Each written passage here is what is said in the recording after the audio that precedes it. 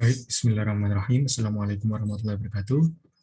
Alhamdulillahirrahmanirrahim. Pada hari ini kita bisa kembali melanjutkan pembelajaran bahasa Arab seperti sebelum-sebelumnya. Saya harap semoga kita semua selalu dalam keadaan sehat walafiat dan selalu dalam lindungan Allah Subhanahu wa taala. Amin amin ya rabbal alamin. Pada hari ini kita akan mempelajari materi terkait kana, isim dan khobarnya. Jadi nanti adik-adik silakan bisa akses materi ini di tim sekalian. Saya akan mengupload melalui tim sekalian. Dan juga adik-adik bisa membuka materinya di LKS. Ya. Selanjutnya saya akan menjelaskan terkait materi kana. Sebelum melanjutkan ke materi kananya, ada beberapa poin yang harus diperhatikan oleh adik-adik semua dalam mempelajari kana. Pertama yaitu penentuan kalimat ismiyah atau fi'liyah. Sebelumnya kita sudah pernah mempelajari tanggal itu di bab 1 kemarin. Lalu yang kedua yaitu penentuan mubtada dan khobar dalam kalimat tersebut. Ketiga, membedakan isim ma'rifat atau nakiroh pada mubtada dan khobar. Yang keempat, kaidah dari kana sendiri. Dan yang terakhir, yang kelima yaitu menentukan bentuk mubtada dan khobar, yaitu mufrad, tasniyah, atau jamak. Poin yang pertama, yaitu penentuan jenis kalimat. Seperti yang pertemuan selanjutnya, kita sudah pernah membahas terkait penentuan jenis kalimat tersebut. Terdapat dua jenis kalimat. Seperti yang pernah kita bahas sebelumnya, mengenai penentuan kalimat ismiyah dan fi'liyah. Menjadi dua bagian, yaitu ismiyah dan fi'liyah. Perhatikan kata pertama dalam kalimat tersebut. Jadi untuk membedakannya, yaitu tinggal melihat di kata pertama. Nomor satu yaitu kalimat ismiyah, kata isim. Contohnya, at-tilmidu nasyitun. Contoh dari kalimat ismiyah yaitu at-tilmidu nasyitun, yang artinya murid itu rajin. Kata pertama dalam kalimat tersebut merupakan isim, maka disebut kalimat ismiyah. Jadi semudah itu. Tinggal adik-adik lihat di kata pertamanya, kalau berupa isim, maka disebut sebagai ismiyah. Apabila berupa fi'il, disebut fi'liyah. Contoh yang kedua yaitu kalimat fi'liyah. Kata pertama berupa fi'il. Jarol hiwaru. Nah, jaro itu merupakan fi'il madi. Maka karena kata pertama merupakan fi'il, maka disebut kalimat fi'liyah. Selanjutnya yaitu penentuan mubtada dan khobar. Setelah mengidentifikasi jenis dari kalimat tersebut, kita berlanjut ke penentuan mubtada dan khobar. Mubtada dan khobar merupakan dua unsur yang ada pada jenis kalimat ismiyah. Jadi mubtada dan khobar itu hanya bisa dimasukkan ke dalam kalimat ismiyah.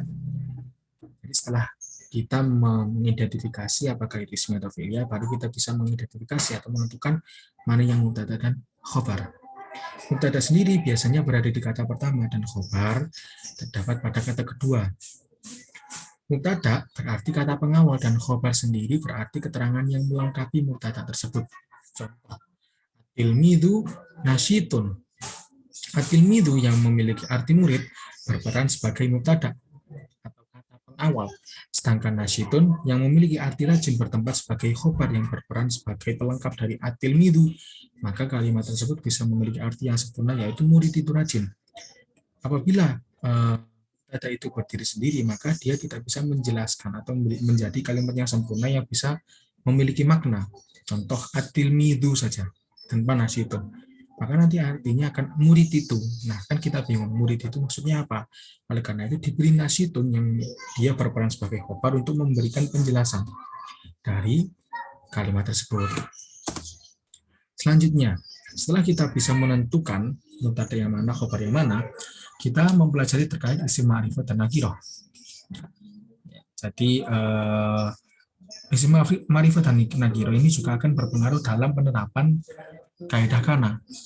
Isim terbagi atas dua jenis dalam hal sifatnya, ma'rifat dan nakiroh. Cara termudah untuk menentukan isim tersebut masuk ke dalam jenis ma'rifat dan nakiroh adalah dengan ciri-ciri berikut. Di sini saya akan menjelaskan secara singkat saja, jadi tidak perlu terlalu ribet-ribet, biar adik-adik semua bisa cepat memahaminya. Isim ma'rifat, isim yang diawali dengan alif lam. Isim tertentu, penjelasan di slide selanjutnya. Nanti setelah ini akan ada penjelasan lebih detail terkait isim ma'rifat. Dan isim yang berharokat biasa atau tanpa tanwin, contohnya atilmidu. Di depan atilmidu itu terdapat alif lam dan harokat terakhir dari atilmidu, huruf terakhirnya itu berharokat dhammah, bukan dhammatan, maka dia bisa disebut dengan isim ma'rifat. Sesimpel itu. Jadi dilihat kalau ada alif lamnya berarti dia isim ma'rifat. Yang kedua yaitu isim nakiro. Isim nakiro ini lebih simpel lagi. Isim nakiro, isim yang berharokat tanwin. Jadi kalau tanwin pasti nakiro. Contohnya tilmidun. Zalnya berharokat domaten, maka dia pasti sebut isim nakiro. Seperti itu. Isim tertentu yang masuk ke dalam jenis ma'rifat. Nah, tadi kan ada penjelasan detail dari isim ma'rifat. Selain dari kata yang berawalan al, itu ada beberapa isim yang pasti disebut ma'rifat. Nama isim domir atau kata ganti. Ada mungkin sudah tidak asing ya dengan isim domir, yaitu huwa humahum, ya humahunna, antum antum, anti antum antumta, nah, itu sudah tahu mengenai itu. Yang kedua yaitu isim alam atau nama. Seperti Ahmad, Sufyan, Zahroh, atau mungkin Sina, atau mungkin Zaidan, atau mungkin siapapun itu, apabila dia bersifat atau berfungsi sebagai nama, maka dia pasti akan masuk ma'rifat. Walaupun dia berharokat akhir dhammaten, atau fathaten, atau tanwin apapun itu, dia tetap dihukumi sebagai ma'rifat, karena dia bersifat sebagai isim alam atau nama. Seperti itu. Selanjutnya, yang ketiga yaitu isim mausul atau kata sambung yang berarti yang. Nah, contohnya alladhi, alladina, allati, allati. Nah, itu disebut isim ma'rifat juga. Yang keempat isim isyarah atau kata tunjuk. Ini itu.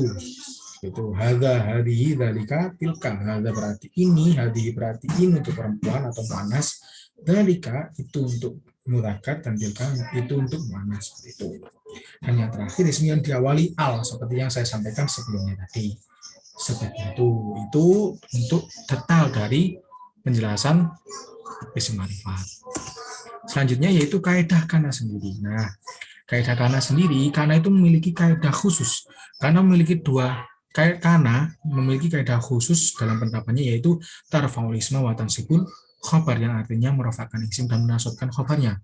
Karena memiliki dua unsur yang mengikutinya yaitu isim kana dan khobar kana. Nah, kana ini hanya bisa diaplikasikan di kalimat ismiyah, yang mana di kalimat ismiyah terdapat mubtada dan khobar.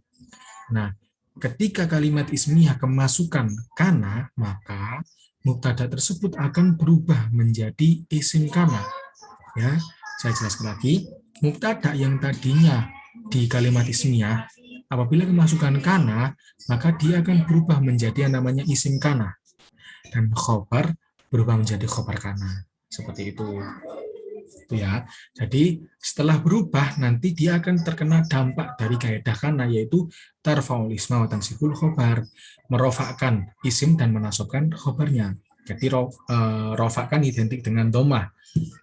Dan nasab identik dengan fathah. Jadi isim nanti akan didomah dan khobar akan di fathah. Walaupun tidak semua kata apabila di rofa harus domah dan di nasab harus fathah. Ada beberapa tanda tertentu. Yang lainnya yang khusus juga. Selanjutnya menentukan bentuk mubtada, mufrad, tasniyah atau jamak.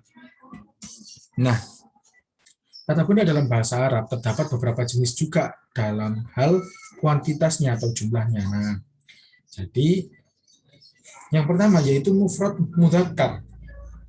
Ini merupakan isim mufrad yang tunggal. Jadi mufrad itu berarti tunggal. Ada mufrad mudzakkar, ada mufrad muannas. Contohnya al-muslimu sama al-muslimatu. Nah, mufrad mudzakkar dan mufrad muannas itu tanda rofa'nya yaitu dhammah dan tanda nasabnya yaitu fathah. Mereka sama-sama memiliki tanda yang sama. Dhammah untuk fathah untuk nasab. Seperti itu. Lalu musanna atau tasniyah itu terbagi menjadi satu.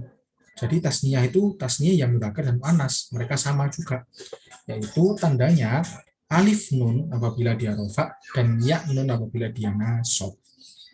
Dan yang terakhir jamak mudzakkar salim dan jamak muannas salim. Jamak mudzakkar salim itu apabila rofa dia waw nun dan nasab dia ya nun. Dan yang jamak muannats salim apabila dia rafa'ah menggunakan dhammah, dan apabila nasab dia menggunakan kasroh. Seperti itu. Nah, selanjutnya yaitu pengaplikasiannya. At-tilmidu nasyitun. At-tilmidu yang memiliki arti murid berperan sebagai mubtada. Sedangkan nasyitun yang memiliki arti rajin bertempat sebagai khobar. Lalu kita masukkan kana di depan dari at-tilmidu nasyitun dengan memperhatikan kaidah khusus dalam penetapannya, yaitu tarfa'u isma wa tansibul khobar, yang artinya merofakkan isim dan menasubkan khobarnya, sehingga akan menjadi kana at-tilmidu. Karena isim dirofakkan maka dia tetap di dhammah, jadi kana tilmidu.